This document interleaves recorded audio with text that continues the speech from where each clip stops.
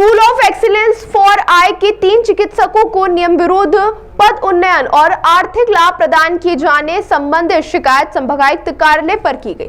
शिकायतकर्ता कमल गोस्वामी ने दिए गए आवेदन में उल्लेख किया कि school of excellence for I के 3 चिकित्सकों को नेशनल मेडिकल कमीशन के मानकों एवं मेडिकल एजुकेशन सर्विस रूल्स के विपरीत कूटरचित दस्तावेजों का प्रयोग कर नियम विरुद्ध प्रमोशन दिया गया। शिकायतकर्ता ने आरोप लगाया कि 3 चिकित्सकों की मूल नियुक्ति शुरुआत से ही गलत की गई थी। इनकी नियुक्ति की वैधता का मामला उच्च न्यायालय में विचाराधीन है। हालांकि मामले में एमजीएम मेडिकल कॉलेज के डीन डॉक्टर अरविंद घंगोरिया का कहना है कि जिन डॉक्टरों का प्रमोशन हुआ है वह नियम अनुरूप ही किया गया है और इससे किसी भी तरह की अनियमितता की गई है। शिकायतकर्ताओं ने आवेदन देकर मामले की जांच करने और उचित कार्यवाही की मांग की है। कमल गोस्वामी ने वरिष्ठ अधिकारियों पर भी गंभीर अनियमितताओं के आरोप लगाए हैं। देखिए, उनका माननीय उच्च न्यायालय में विचाराधीन है उनका प्रकरण, इसलिए कुछ भी कहना ठीक नहीं होगा इस विषय में। और प्रमोशंस की प्रक्रिया एक शासन की प्रक्रिया है जो स्पेशलिटी के डॉक्टर्स हैं उनके किए गए हैं और अहर्ता और नियमों के हिसाब से किए गए। पूरी तरह से आप जी, किसी तरह का कोई संशय नहीं है? नहीं, देखिए, नियमों के हिसाब से पूरी कमेटीज़ ने उसका निर्णय लिया गया है।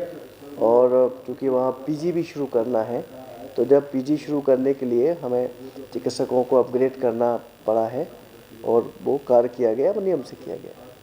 हालांकि सर, इनको लेकर जो कुछ डॉक्टर्स के नाम मुझे जाते मैं जानता हूँ, जैसे मीता जोशी जी है, डॉक्टर नीना अग्रवाल है, डॉक्टर विशु गुप्ता है, इनके जो प्रमोशन है नियम के सारा इनको सर जांच कमेटी भी। देखिए, विषय मैं जो मेन बात है, मुख्य बात वो बताता हूँ। इनकी ये शिकायत थी कि इनके जो इंटरव्यूज़ हुए थे उसमें अहर्ता की कमी थी।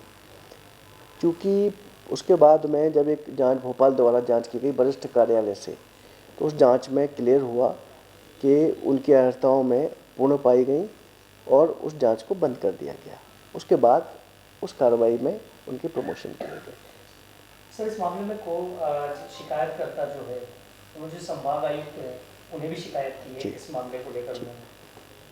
देखिए, जो मैंने विषय बता दिया आपको वो बहुत क्लियर है और इसमें सब कार्य नियम के हिसाब से किए गए। देखिए, दो चीज़ें शुरू से 2020 से चल रहा है मामला, तो आप लोगों को, पत्रकार महोदय को, सभी को पता भी है और काफ़ी अच्छी लोकप्रियता के साथ छपा भी है, लोगों को सब पता है। लेकिन इसमें क्या हुआ कि 5 साल तक किसी भी डीन ने उनके प्रमोशन नहीं किए, क्योंकि उनकी जो नियुक्ति थी वो एमसीआई के अंतर्गत नहीं थी और विज्ञप्ति जो जारी हुई उसके आधार पे भी उनकी नियुक्तियां नहीं होनी थी, फर्जी नियुक्तियां हैं। उसके आधार पर मैंने जांच कमेटी ने जो मुझे 2 बार जांच कमेटी के जो मुझे मिले हैं दस्तावेज, उसमें साफ साफ लिखा हुआ है डॉक्टर पीती रावत के द्वारा, दोनों जांच में ये पाया गया कि वो दोषी हैं और उनकी जो नियुक्तियाँ उसमें बहुत सारी विसंगतियाँ हैं। उसके बाद फिर भोपाल से एक लेटर आया था डीन के नाम कि भाई आप जांच करवा के प्रतिवेदन पहुंचाएं।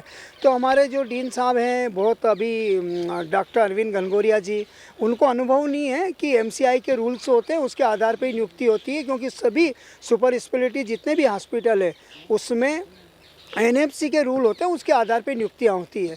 और हमारे इंदौर में ही स्कूल ऑफ एक्सीलेंस में ऐसा हुआ कि उन्होंने अथवा करके नियुक्तियाँ कर दी और उसमें जो क्वालिफिकेशन नहीं थी उनके आधार पर उनकी नियुक्ति कर दी गई और अपने मन से उन्होंने कुछ चेंजेस अनुसूची में और विज्ञप्ति में किए थे, जिसके आधार पर भी उनकी नियुक्तियां नहीं होनी थी। अब हमारे डीन महोदय ने क्या करा, अरविंद घनगोरिया जी ने उनके प्रमोशन कर दिए, जबकि हाईकोर्ट में लंबित मामला है, प्रमोशन कर नहीं सकते।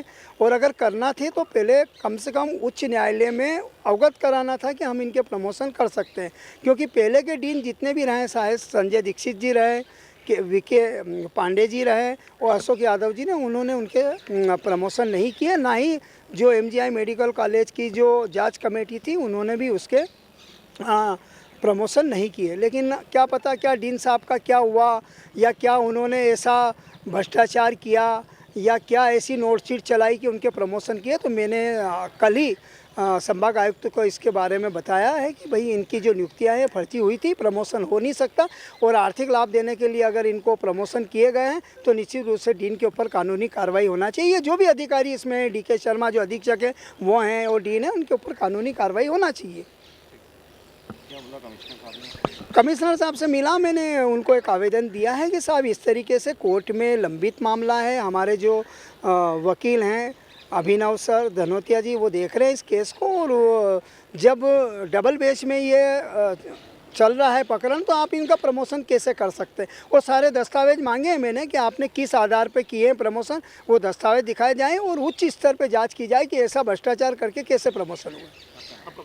मैं डॉक्टर कमल गोस्वामी, भारतीय जनता पार्टी चिकित्सा प्रकोष्ठ का इंदौर जिले का सह संयोजक भी हूँ और RTI एक्टिविस्ट भी हूँ।